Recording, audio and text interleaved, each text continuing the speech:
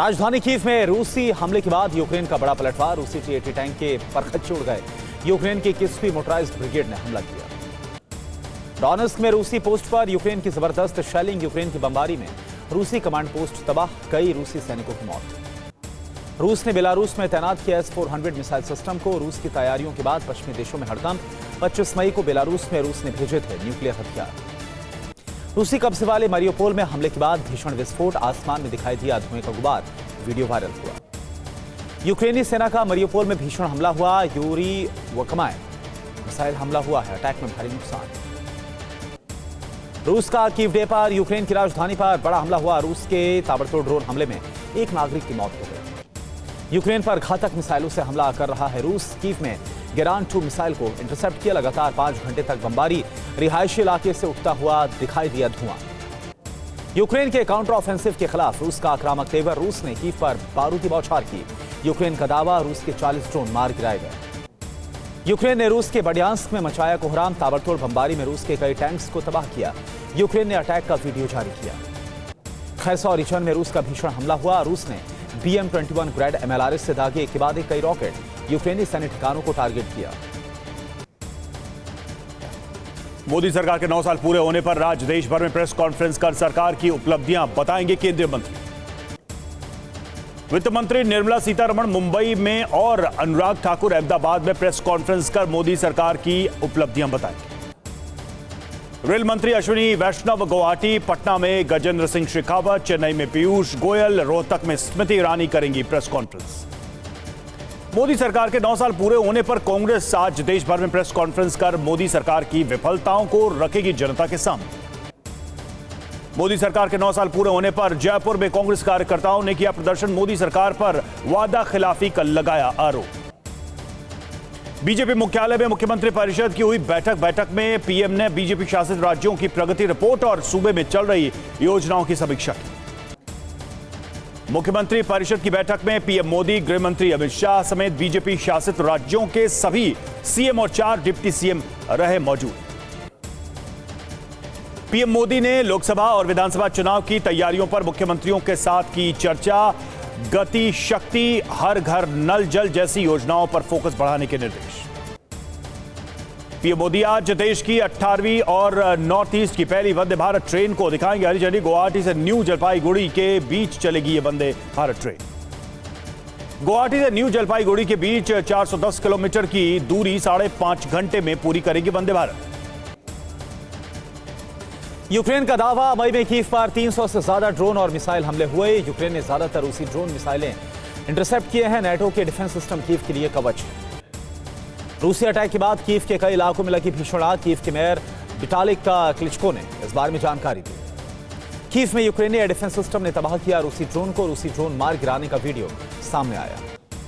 Kyiv के mayor Vitali क्लिचको का दावा, इस महीने रूस का कीव पर 14वां एयर अटैक है।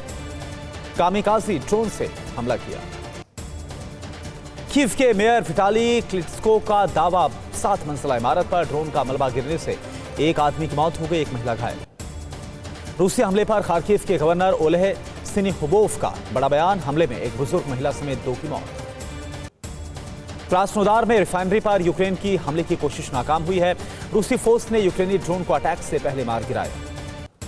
ज़ापोरिज़िया पर बड़े हमले की तैयारी में है यूक्रेनी सेना। ज़ापोरिज़िया के गवर्नर येवगेनी का दावा, 5 से 7 दिन में ज़ापोरिज़िया पर बड़ा हमला करेगा यूक्रेन। रूस के कब्जे से न्यूक्लियर प्लांट को छुड़ाने की प्लानिंग में है यूक्रेन। स्पेशल ऑपरेशन के जरिए कर सकता है बड़ा हमला। ज़ापोरिज़िया न्यूक्लियर प्लांट पर अभी रूस का कब्जा है। यूक्रेन को F-16 जेट्स देने पर भड़का है रूस। कहा यूक्रेन को F-16 देगा, आग से खेलने जैसा है। दोनों देशों के बीच और भीषण हो सकती है। नए संसद भवन पर लाइट एंड साउंड शो का हुआ आयोजन। रंग बिरंगी रोशनी से जगमगाया नया संसद भवन। संसद भवन के उद्घाटन में शामिल न होने पर बोले शरद पवार, कहा जो संसद में हुआ उसे देखकर लग रहा है देश को पीछे ले जाया जा रहा है। संसद भवन के उद्घाटन पर एसपी नेता स्वामी प्रसाद मौर्य ने उठाए सवाल। कहा उद्घाटन समारोह में दक्षिण भारत के ब्राह्मण धर्म गुरुओं को बुलाना दुर्भाग्यपूर्ण। स्वामी प्रसाद मौर्य ने कहा कि बीजेपी देश में राजतंत्र के साथ फिर ब्राह्मणवाद को स्थापित करना चाहती है, जो बहुत ही निंदनीय है। संसद में सेंगोल स्थापित करने पर बोले स्वामी प्रसाद मौर्य, बीजेपी को लोकतंत्र में नहीं राजतंत्र में भरोसा, इसलिए वो सेंगोल खोज कर लाई। स्वामी प्रसाद मौर्य के आरोप पर स्वामी आत्मानंद सरस्वती का बयान, कहा सेंगोल देने वाले अधिनम जिन्होंने मंत्रोच्चार के साथ पूजा कराई वो ब्राह्मण नहीं है। राष्ट्रपति से संसद भवन का लोकार्पण न करवाने पर रायपुर में कांग्रेस कार्यकर्ताओं ने जल सत्याग्रह का आयोजन किया और विरोध जताया। कहा मोदी सरकार ने राष्ट्रपति के अधिकारों का हनन किया है। पटना में 12 जून को हो सकती है विपक्षी दलों की बैठक। नीतीश कुमार की अगुवाई में आगामी लोकसभा चुनाव में बीजेपी के खिलाफ विपक्षी दलों की एकजुटता पर होगी चर्चा। कांग्रेस अध्यक्ष मल्लिकार्जुन खड़गे आज पंजाब और दिल्ली के कांग्रेस नेताओं से करेंगे मुलाकात। केंद्र सरकार के अध्यादेश के खिलाफ केजरीवाल के समर्थन मांगने पर करेंगे चर्चा। कल अमेरिका के कैलिफोर्निया में इंडियन ओवरसीज कांग्रेस द्वारा आयोजित कार्यक्रम मोहब्बत की दुकान में शामिल होंगे राहुल गांधी।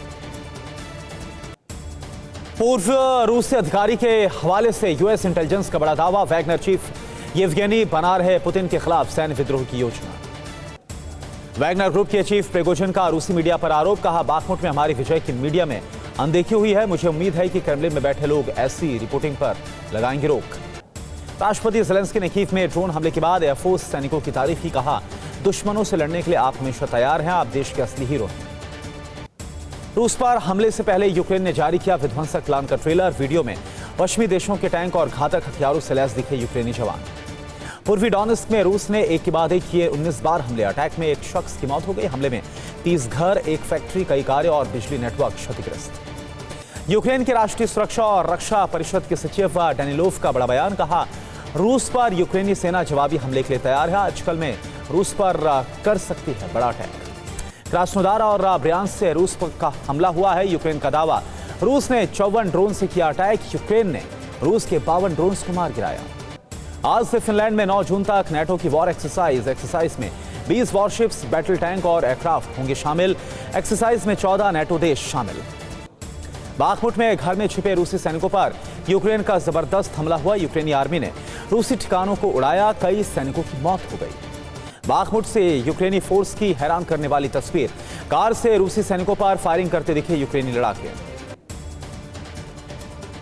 दिल्ली के जंतर मंतर पर प्रदर्शन मामले में पुलिस ने आयोजकों के खिलाफ दर्ज की एफआईआर। पहलवानों पर सरकारी काम में बाधा डालने का आरोप। केस दर्ज होने पर विनेश फोगाट का ट्वीट लिखा, यौन शोषण के आरोपी पर एफआईआर करने में 7 दिन लगे और शांतिपूर्ण आंदोलन करने वालों पर 7 घंटे में दर्ज हुई एफआईआर। मुकदमा दर्ज होने पर पहलवान साक्षी मलिक ने किया ट्वीट, कहा हमारा आंदोलन खत्म नहीं हुआ, देश में अब तानाशाही नहीं बल्कि महिला पहलवानों का सत्याग्रह चलेगा।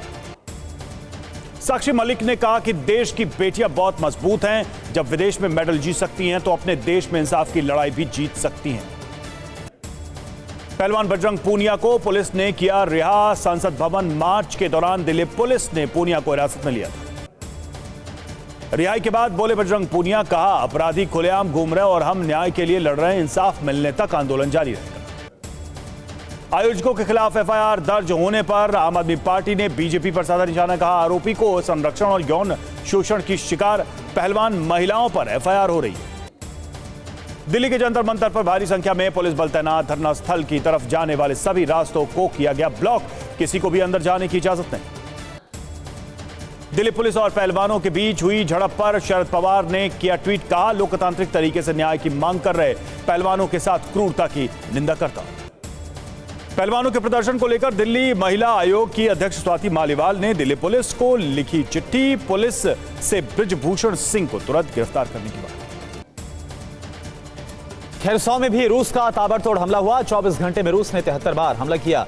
मेयर के मुताबिक मोटार, आर्टिलरी, टैंक, ड्रोन से 335 शेल्स दागे गए।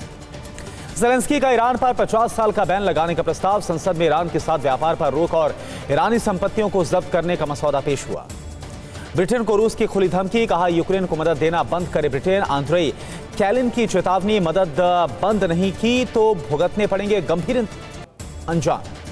न्यूक्लियर वेपन की तैनाती के बाद बेलारूसी राष्ट्रपति के ऐलान से नेटो में खलबली है। सुरक्षा को लेकर चिंतित देशों को लुकाशेंको का रूसी संघ में शामिल होने का ऑफर।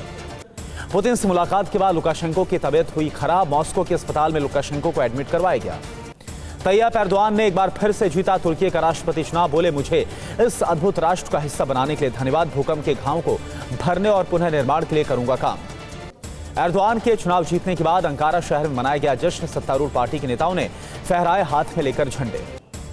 एर्दोआन को चुनाव जीतने पर जो बाइडेन और ऋषि सुनक ने बधाई दी। ट्वीट करके लिखा, उम्मीद करता हूं वैश्विक चुनौतियों पर नेटो सहयोगियों के साथ काम कर रखेंगे जारी। नेटो चीफ जेंस स्टोल्टनबर्ग ने भी एर्दोआन को जीत की बधाई दी। ट्वीट कर कहा, हम इकट्ठे काम करना जारी रखेंगे।